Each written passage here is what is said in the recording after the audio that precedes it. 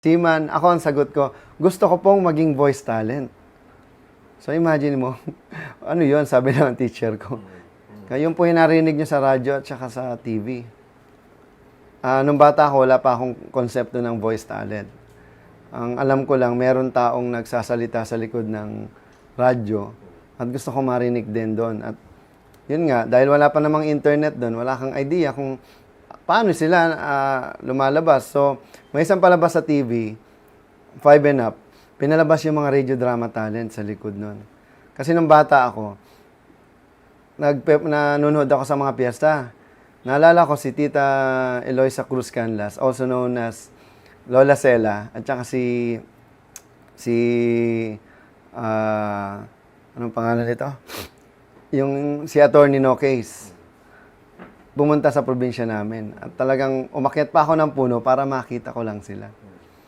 Ganon yung naalala ko. Sabi ko, sila yung mga voice talent. Tuwan-tuwa ako nung nakikita ko sila nagpe-perform sa stage.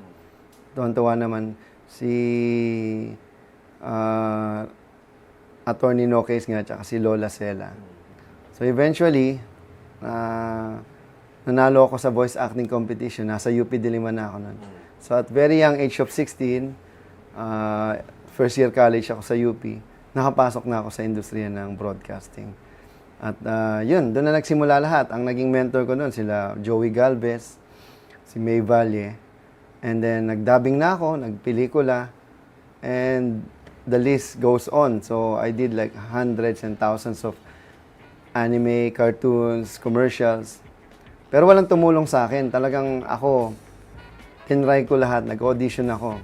Doon ko naranasan yung tinatawag na KKK system. Ano yung KKK? Yun yung kapuso, kapamilya, kapatid.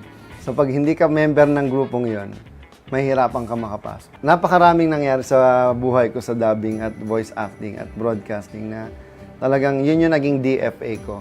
Ano ba yung DFA?